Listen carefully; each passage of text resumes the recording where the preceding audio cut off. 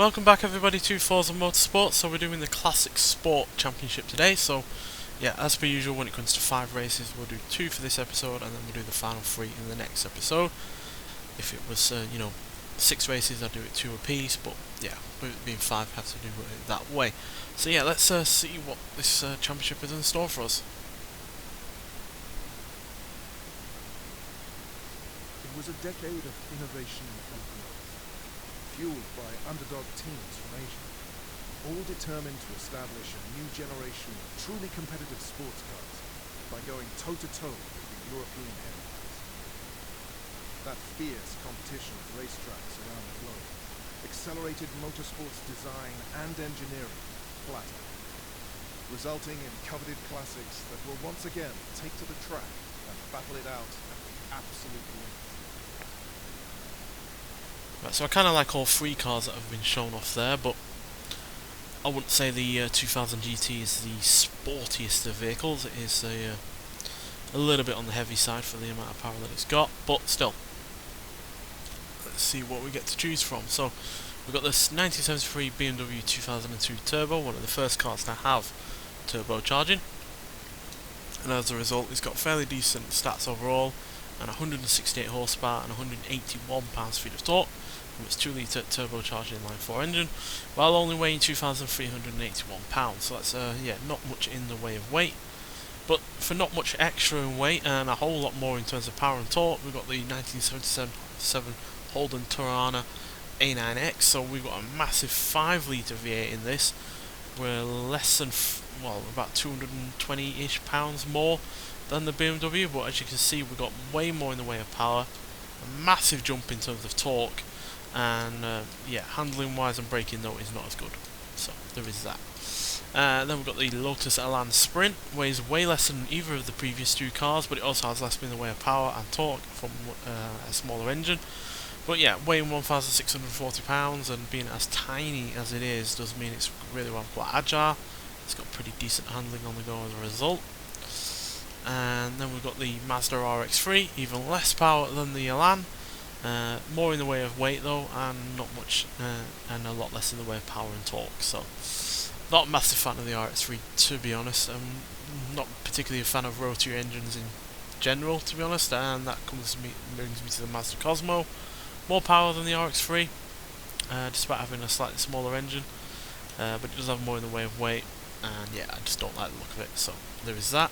Then we've got the Nissan Skyline 2000 GTR, 2-litre inline 6, really rather nice engine, but it only has 160 horsepower, which is less than the BMW and less in the way of torque as well, while also weighing more, while the handling and braking isn't particularly great. And then we've got the HT version of the 2000 GTR, slightly less in the way of power and torque, more in the way of weight.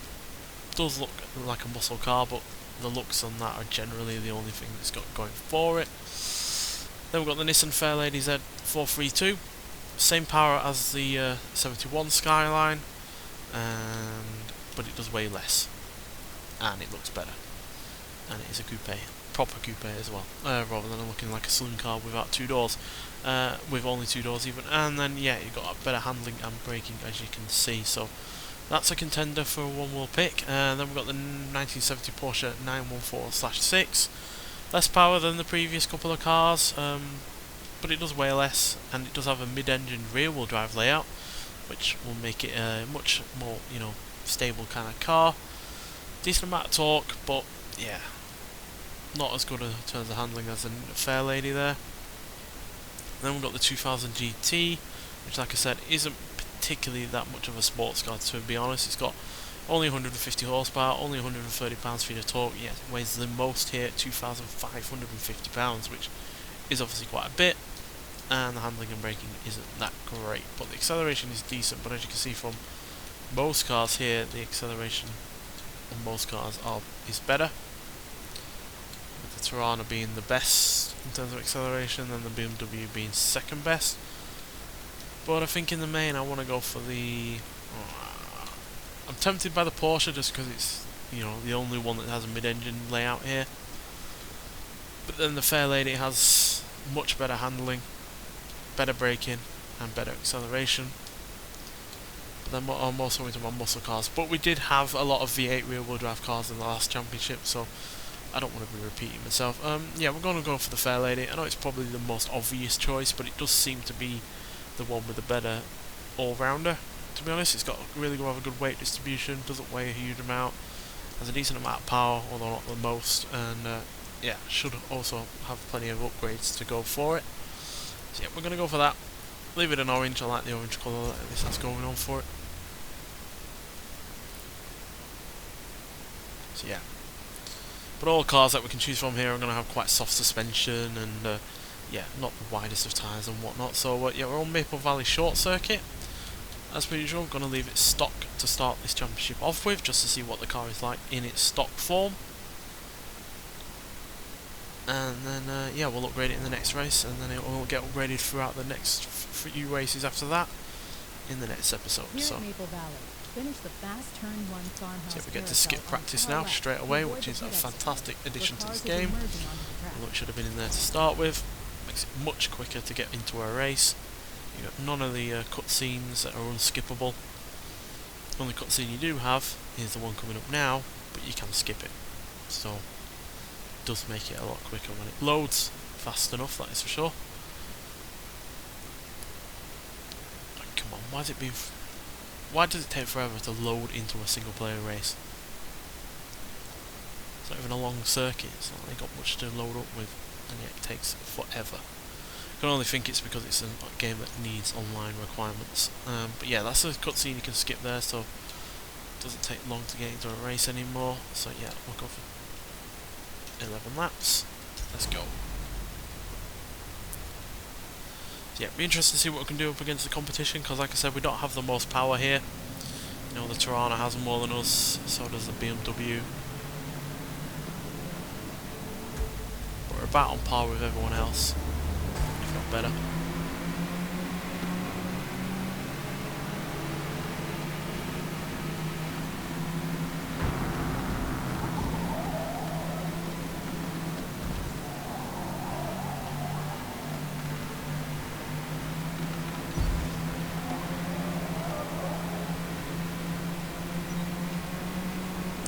Nice high revving engine as well.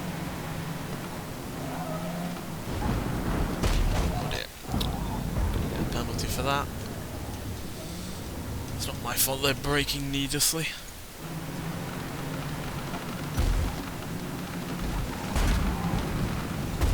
This causes an accordion effect where everyone just gets piled into one portion is going off-roading. So because of all the chaos, we've been able to take advantage of that and get into third place.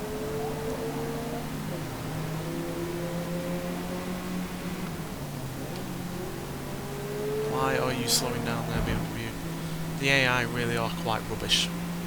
They have typically been on this race before in previous games, but considering all of the hype that was put up about how the AI were going to be so much more different than the previous game and such an improvement, blah blah blah, the fact that they aren't any better is really rather quite disappointing. And this game in general has been, in several ways, a disappointment, if I'm being honest.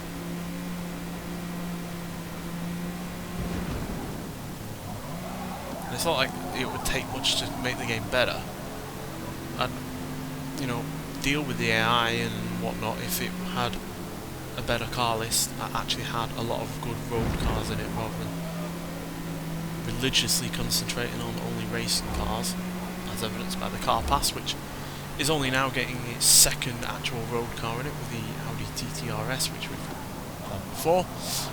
So I don't know why it's included in the car pass. It should have been in the game, the base game as standard, because we've had it in Forza Horizon 5, so I don't see why we needed to pay for it effectively again. But yeah, that is only the second road car that's in the car pass so far, and there isn't exactly much of the car pass left. So yeah, the car pass has easily been the worst car pass for any of the Forza games I've had to deal with. you look at the massive amount of variety with the Forza Horizon 5 car pass compared to the one in this, and yeah, there's just no competition whatsoever. The Horizon 5 one is just infinitely better.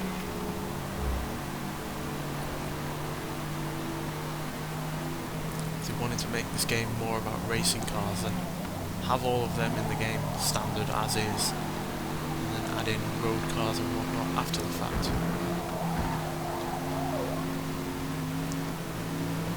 There's no way that they would have not been having access to those race cars to start with. They didn't just come in via the car pass. But regardless, we're starting off with this championship in fine style, getting into first place. Mainly because of all the chaos on the first lap, but that Tirana is no slouch in a straight line, so at least we've got past that. But now we're effectively on hot lapping. Never been a fan of this short circuit of Maple Valley. It's quite boring and not particularly challenging, so yeah, it's not a fan of this one.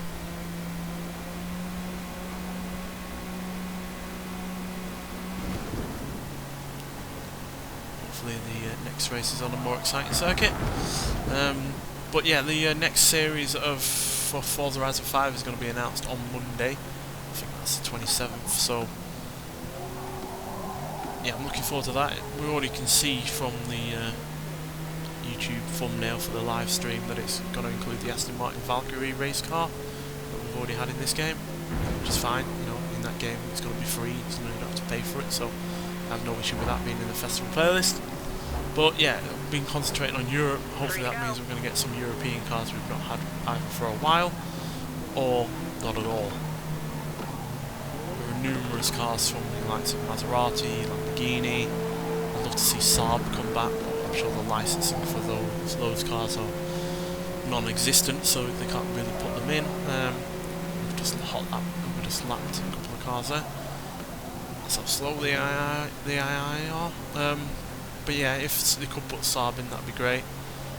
Maybe Spiker, but again, I'm not sure if they even exist anymore. But I'd like to see them make a comeback.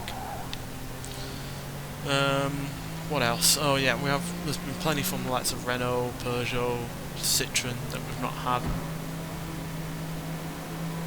I'd love the 80s Peugeot hot hatchbacks. The GTI models. And even some from the 90s as well, like the 308 GTI. And then, was it 306? I can't remember. I get mixed up with Peugeot's numbers. Well, basically just humiliating the competition on this race, given how many we've already lapped. But yeah, then there's stuff from Britain as well. Plenty of there's stuff from the 60s and 70s that we just don't get. And as much as there are cars from Europe that we've had in previous Forza games that we don't currently have in Forza Horizon 5 that I'd like to see make a return, I at the end of the day would prefer cars that we haven't had before make their debut. Because as much as I like a Citroën DS or a Rover ST1 and whatnot, we've had them, we know what they're like, so unless they're going to get added in via other means, I'd rather have them take a step back and let other cars that we've never had before make an entrance.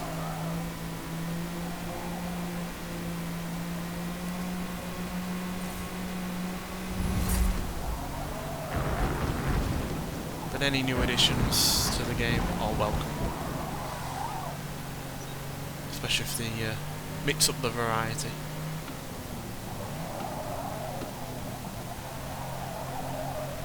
There's plenty of classic Jaguars, for instance, that we've never had. We've only ever had 2 Jaguars from before the 90s before the XJ S, I think it is, and the Mark II and the E-Type. Oh yeah, 3. So we've only ever had 3, but there's so many Jaguars from the 60s, 70s, 80s. Oh yeah, we also had the Nice work out there. We finished P1. whatever it's called, the 2-seater sports car from the 40s and 50s.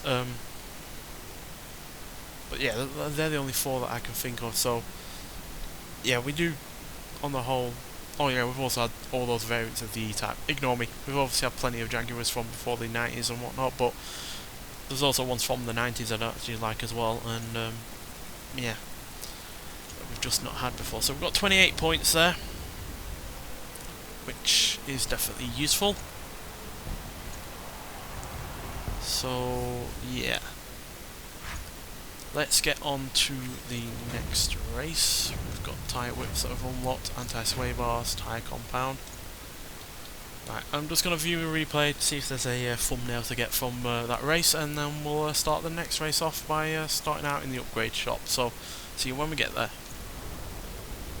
Right, so let's see what upgrades we can give this car. So I feel like tyre whips, basically, same old with considering the amount of points we have to deal with this useless upgrade system. So yeah, we'll do front and rear. Now, obviously that will add a little bit of weight, so we'll knock out some of that weight by improving the exhaust. So I think we're 2308 to start with.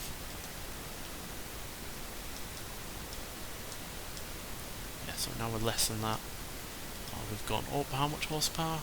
10 extra horsepower. That's good. Right, so that will definitely help us. So now we've got better handling and more power, and less weight as well now, by 12 pounds. So that should theoretically put us in good standing. So we're at Laguna Seca, but we're on the short circuit. As much as I don't like the short circuit for Maple Valley, I do actually quite like the short circuit for this Laguna Seca. It's quite a speedy circuit. So yeah, 3 laps. Apparently it's raining. So yeah, the extra wide tyres are definitely going to help us here. So yeah, talking more about the kind of cars that could possibly come in where this European series on Forza Horizon 5. This short layout of the Obviously we've talked about the likes of Jaguar, Aston Martin, stuff from France, although there are some Alpinas that would go down a treat, quite frankly, if they brought some of those in, which are also French. But obviously then we've got stuff from Germany. We've never had a road car outside of the Audi Quattro from Audi from before the 90s, so I'd like to see something from them perhaps. I think we've had plenty of stuff from BMW and the like, so wouldn't be too fussed if we didn't see anything from them. Classic Mercedes, I'd like to see some more of those. Although obviously we've had some classic Mercedes in the past, and by some we're getting a fair deal, but yeah, there are still some from them that we've never seen before. Porsche, I'm pretty sure we've covered most of the basis for Porsche. So again, like with BMW, I wouldn't be too upset if they didn't provide any new ones from them. Oh dear.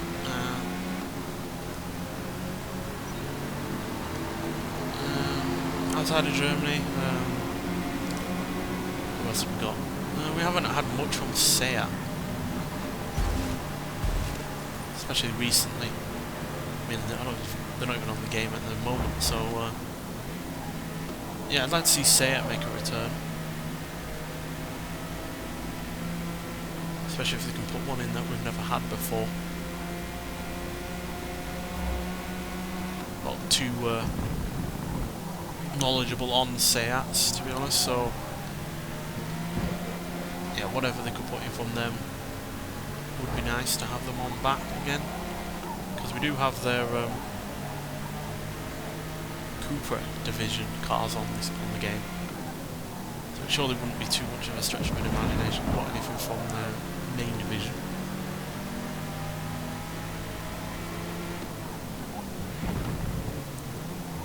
One European car manufacturer I don't think we've ever had anything from before, Skoda. I'd like to see some Skodas. I know they're a bit boring and they can be a bit, have a bit of an image problem for some people, but you know, anyone who we've never had before is always a bonus as far as I'm concerned. Especially if it's put in some of their, I think they're called VRS models, like the Fabia. Nice to have a diesel hot hatchback, as they were famously able to put out in the mid-2000s.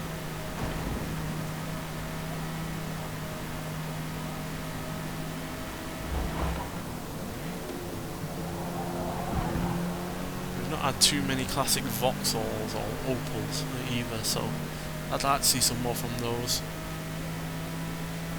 I think the only classic Opal we've ever had has been the Cadet.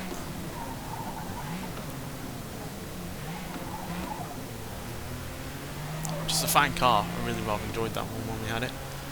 I liked its sideways speedometer, which reminded me of the Americans. In fact, it actually came across like a small American car. Or a large American car made small.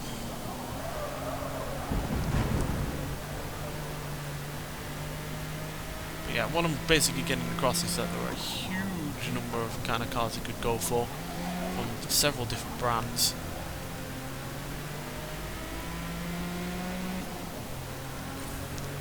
But who knows? Maybe they'll just play it safe and put in cars we've had before. 3 left.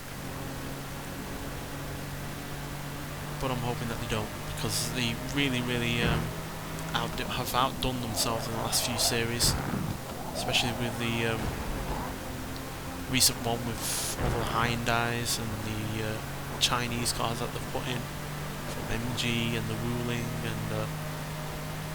and whatnot. I was really impressed by all of the variety of those kind of cars, so I'm hoping it's not the case that they're going to start going back to being safe. Because to be honest, we really are at the point now where we don't know how much more we're going to get out of Forza Horizon 5. Because, yeah, as much as I am highly anticipating the next game in the series, I'm pretty sure Playground Games have been, for the most part, busy with doing the new Fable game, so who knows, maybe that means that we're not going to get another Forza Horizon until at least next year. Which wouldn't surprise me, but that hopefully means that the current Forza Horizon game continues to get updates, continues to expand its car list, and continue to be a fun game to play on. I just wish they'd update the number of point-to-point races or circuit races that are in multiplayer, to be honest, because you do find yourself going around the same ones quite a lot. And I know they've added in a few recently, but I don't think I've had the opportunity to actually go on them as of yet.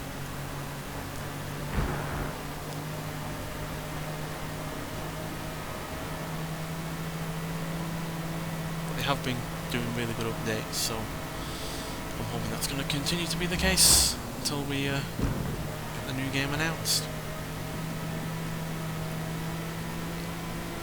which could be set God knows where, to be honest.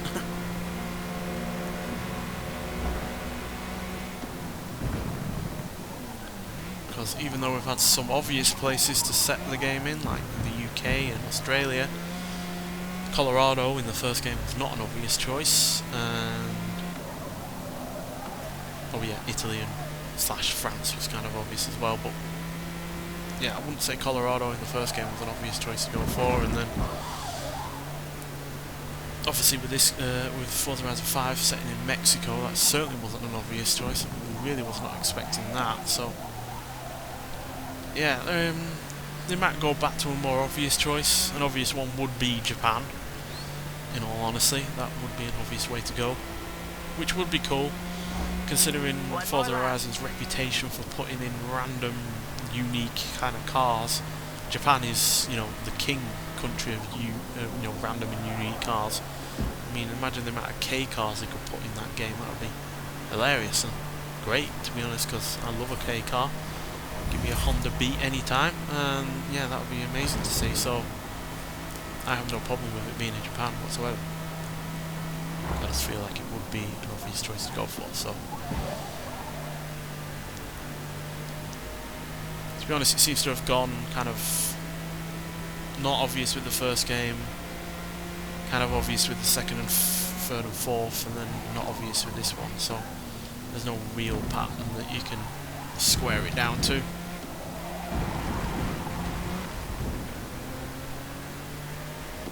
But considering we've only been in once in America, once in Latin America, twice in Europe, and once in Oceania, it would make sense to go somewhere in Asia.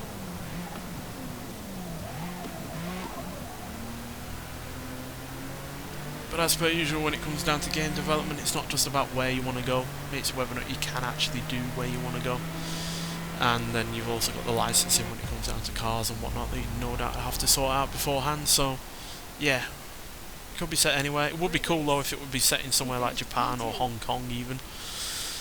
Hong Kong would be really weird, considering it was a British colony and then obviously isn't anymore, so you got that really rather kind of juxtaposition between UK stuff, you know, driving on the left, double-deckers, trams and whatnot like that, and then you've also got this fact that you're set right near China and near Japan and whatnot, so could be quite frankly anyway. I'd like to hear your thoughts on where you might think the new Forza Horizon game is going to be set, or where you'd like it to be set. But still, that second race didn't go quite as well as the first one, but there was less chaos there to take advantage of, so that's why we only got second.